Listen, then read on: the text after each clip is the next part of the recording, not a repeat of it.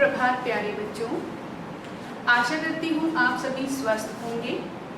आज की इस वीडियो में आपका स्वागत है।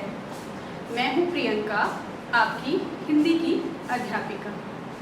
बच्चों, आज की इस कक्षा में हम आपकी पाठ्य पुस्तक व्याकरण आनंद पाठ 10 विशेषण के बारे में पढ़ेंगे और उसके भेदों के बारे में जानेंगे।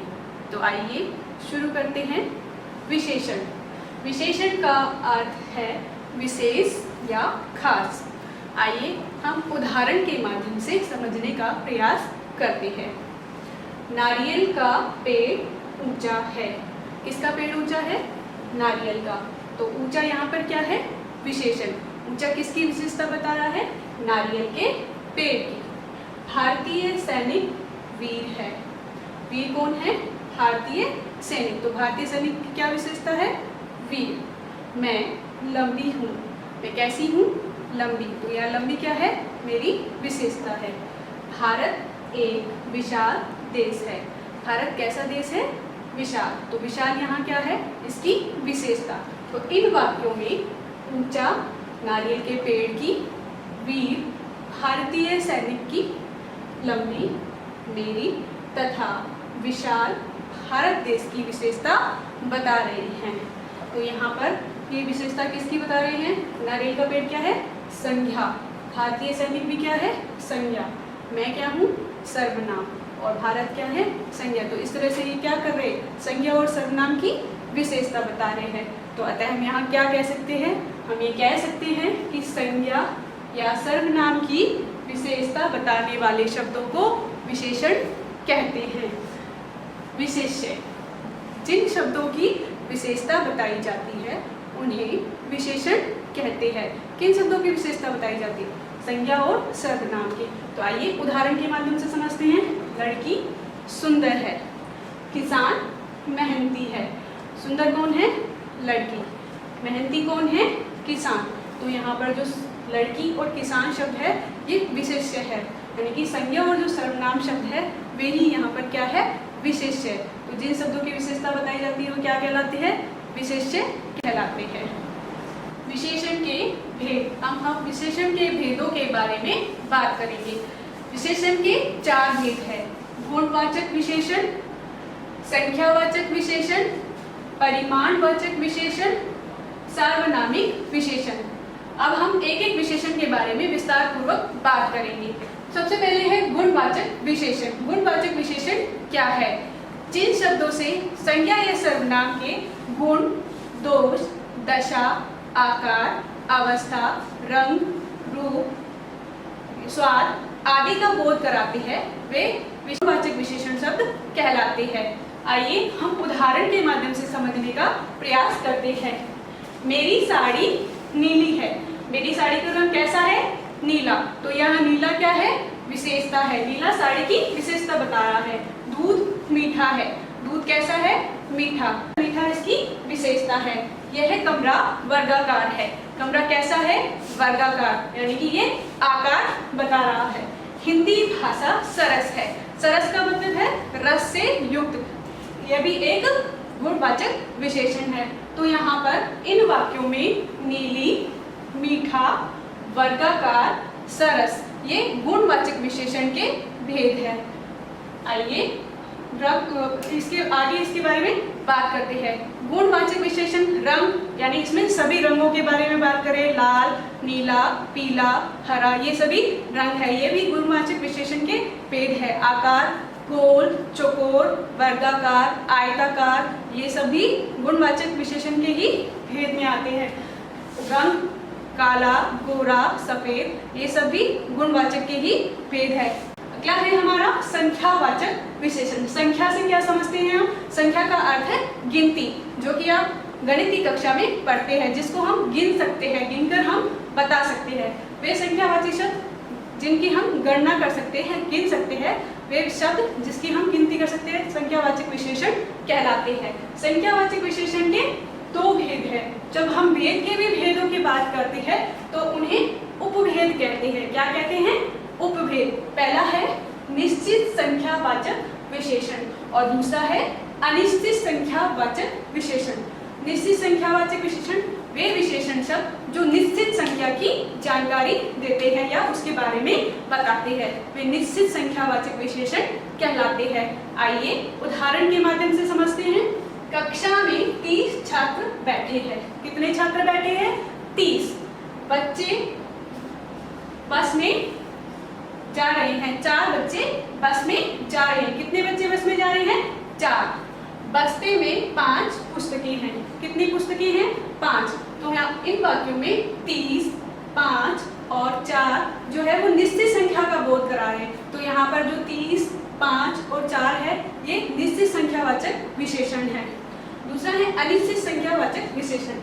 वे विशेषण शब्द जो अनिश्चित संख्या का जो बोध नहीं कराते हैं, किसी भी संख्या का हमें बोध नहीं कराते हैं, वो जो कहते पता नहीं चलता है जिसका हमें, उन्हें अनिश्चित संख्यावाचक विशेषण कहते हैं। आइए उदाहरण देखते हैं। मेरे लिए थोड़े से फल लाओ। मेरे लिए थोड़े से फल लाओ, यहाँ पर थोड़े से जो शब्द है पता चलता है कि कितने फल लाओ, हम गिन नहीं सकते हैं इनको। थोड़े से का मतलब है यहाँ कितने लाना है, यहाँ पर निश्चित जानकारी हमें नहीं मिल रही है। मैदान में कुछ बच्चे खेल रहे हैं। कुछ बच्चे खेल रहे हैं, कितने बच्चे खेल रहे हैं, इससे भी हमें ये जानकारी नहीं मिल रही है कि कितने बच्चे खेल रहे हैं। तो यहाँ पर हमें निश्चित पता नहीं चल रहा है संख्या का। तो यहाँ पर जो थोड़े और कुछ शब्द है वो अनिश्चित संख्यावाचक के भेद है। तीसरा है हमारा परिमाणवाचक विशेषण। परिमाण का अर्थ है माप तोल। किसी भी चीज को हम माप सकते हैं या तोल सकते हैं। जैसे आप सब्जी वाले के पास जाते हैं तो सब्जी आपको कैसे मिलती है? वो तोल कर देता है। किराना वाले के पास आप जाते हैं चीनी, चावल कुछ भी लेने के लिए, तो आपको कैसे देता है? तोल कर देता है। तो इसका मतलब आप समझ गए, परिमाण का अर्थ है माप या फिर तोल। शब्दों के जिस रूप से हम माप तोल का पता चले वो परिमाणवाचक विशेषण कहलाते हैं। इसके 2 भेद उपभेद है। इसके 2 उपभेद कौन कौन से हैं?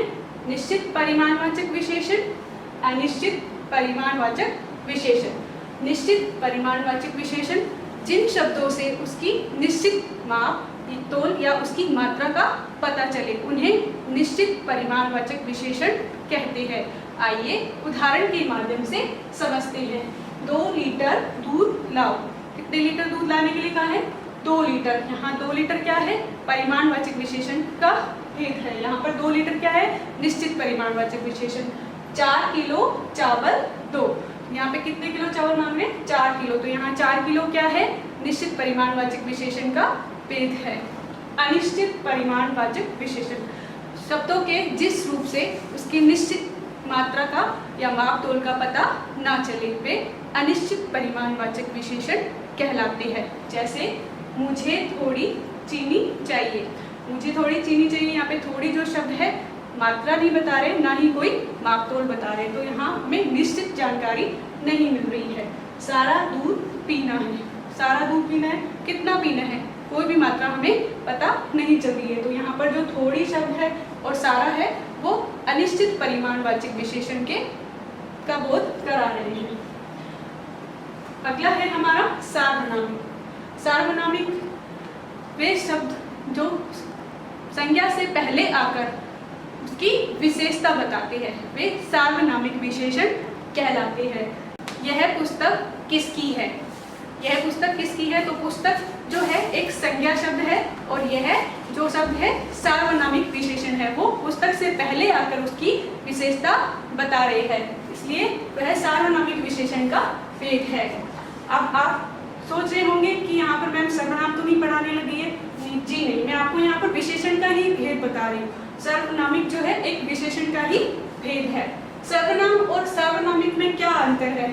अब सर्वनाम और सार्वनामिक जो है वो दोनों शब्द एक जैसे हैं, लेकिन वैसे क्या है, इनमें अंतर है। कैसे अंतर है? सर्वनाम शब्द जो है संज्ञा के स्थान पर प्रयोग किए जाते हैं और सार्वनामिक शब्द जो है वो संज्ञा से पहले आकर उसकी विशेषता बताते हैं। आइए उदाहरण के माध्यम से समझते हैं। वह कल दिल्ली जाएगी। तो वह जो है किसी संज्ञा शब्द किसी व्यक्ति की जगह प्रयोग किया जा रहा है। यह पुस्तक मेरी है, तो यह शब्द जो है वो सार्वनामिक विशेषण है। ये पुस्तक से पहले आकर उसकी विशेषता बता रहे। तो यहाँ पर वह जो है वो संज्ञा के स्थान पर प्रयोग हो रहा है, और यहाँ पे जो यह है वह संज्ञा से पहले प्रयोग हो रहा है, इसलिए यह सार्वनामिक विशेषण है और यह सर्वनाम है। आप सोच रहे होंगे कि परिमाणवाचक, अब मैं आपको परिमाणवाचक और संख्यावाचक में अंतर बताने वाली हूँ कि आप सोच रहे होंगे इसमें भी संख्या आ रही है और इसमें भी संख्या आ रही है, इन दोनों में अंतर क्या है? आप इस बात को सोच रहे होंगे, इसमें भी अंतर है, संख्या दोनों में ही आ रही है, लेकिन इसमें अंतर क्या है? संख्यावाचक जो है वो क्या करते हैं, जहाँ जिसको हम गिन सकते हैं, जिसकी गिनती हम कर सकते हैं, वो संख्यावाचक विशेषण कहलाते हैं। जबकि जो परिमाणवाचक है इसमें हम गिनती नहीं कर रहे, माप तोल कर रहे हैं। जिन शब्दों जिससे हम जिन विशेषण शब्दों से माप तोल का पता लगा सकते हैं वो परिमाणवाचक विशेषण है। अब हम उदाहरण के माध्यम से समझेंगे। पेड़ पर 5 चिड़ियाँ बैठी है। कितनी चिड़िया बैठी है? 5। हम उनको गिन सकते हैं, तो वो किसका भेद हुआ? संख्यावाचक विशेषण का। परिमाणवाचक, मुझे 2 किलो चीनी चाहिए। 2 किलो यहाँ पर क्या है? माप तोल कर, चीनी को हम गिन नहीं सकते हैं, उसको हम सिर्फ तोल सकते हैं, तो यहाँ पर 2 किलो जो है वो माप तोल बता रहा है, तो ये परिमाणवाचक विशेषण का भेद है। हम परिमाणवाचक को इस तरह से भी पहचान सकते हैं, जहाँ लीटर, मीटर, ग्राम, किलोग्राम लिखा होता है वो परिमाणवाचक विशेषण के भेद होते हैं। इस तरह से हम उसको पहचान सकते हैं। प्रविशेषण अगला हमारा है प्रविशेषण। प्रविशेषण वे शब्द जो विशेषण से भी पहले आकर उसकी विशेषता बताते हैं, वे प्रविशेषण शब्द कहलाते हैं। प्र का अर्थ है जो विशेषण से पहले आकर उसकी विशेषता बताते हैं। आइए उदाहरण के माध्यम से समझते हैं। चंचल बहुत सुंदर है, तो यहाँ पर चंचल बहुत सुंदर है, जो सुंदर है वो उसकी विशेषता है, लेकिन इससे पहले क्या शब्द आया है यहाँ पे? बहुत। तो बहुत क्या है यहाँ पे? प्रविशेषण है। हिमालय सबसे ऊंचा पर्वत है, तो यहाँ पे हिमालय जो है, हिमालय की विशेषता क्या है? ऊंचा। ऊंचा उसका विशेषण है, लेकिन उससे पहले आकर उसकी कौन प्रविशेषण क्या बता रहा है? सबसे, सबसे ऊंचा, यानी कि प्रविशेषण जो है सबसे है इसमें। मेरी कमीज गहरी लाल है, तो लाल इसकी विशेषता है, लेकिन कितनी गहरी है? गहरी जो शब्द है वो प्रविशेषण शब्द है, क्योंकि वो उसकी और अधिक विशेषता बता रहे हैं। तो प्रविशेषण समझ गए बच्चों आप, कि जो विशेषण से पहले आके उसकी विशेषता बताते हैं। आज के इस पाठ में हमने क्या सीखा, आइए हम एक बार फिर से दोहराते हैं। विशेषण का अर्थ, विशेषण का अर्थ है विशेष या खास। संज्ञा या सर्वनाम की विशेषता बताने वाले शब्द विशेषण कहलाते हैं। विशेषण के 4 भेद होते हैं। कितने भेद होते हैं? 4। गुणवाचक, संख्यावाचक, परिमाणवाचक, सार्वनामिक। जिन शब्दों की विशेषता बताई जाती है उन्हें विशेष्य कहते हैं। विशेषण से पहले आकर जिन शब्दों की विशेषता बताई जाती है उन्हें प्रविशेषण कहते हैं। इस तरह से आज का जो हमारा पाठ है वो विशेषण से संबंधित था। हमने इसके अर्थ और भेदों के बारे में जाना। आशा करती हूँ बच्चों आप इस पाठ को अच्छे से समझ गए होंगे। यदि आपको ये पाठ समझ नहीं आए हैं तो आप वीडियो को एक बार फिर से देखेंगे। इसके बाद भी आप अगर नहीं समझ पा रहे तो आप मुझे फ़ोन करके पूछ सकते हैं। इस पाठ को अब आप अभ्यास करेंगे। इस पाठ से संबंधित कार्यपत्रिका और प्रक्षेपण पत्र जो है आपको जल्द ही मिल जाएगी। आशा करती हूँ ये आपको वीडियो पसंद आएगी। आज के लिए बस इतना ही। अगली वीडियो में हम एक और नए पाठ के साथ फिर मिलेंगे।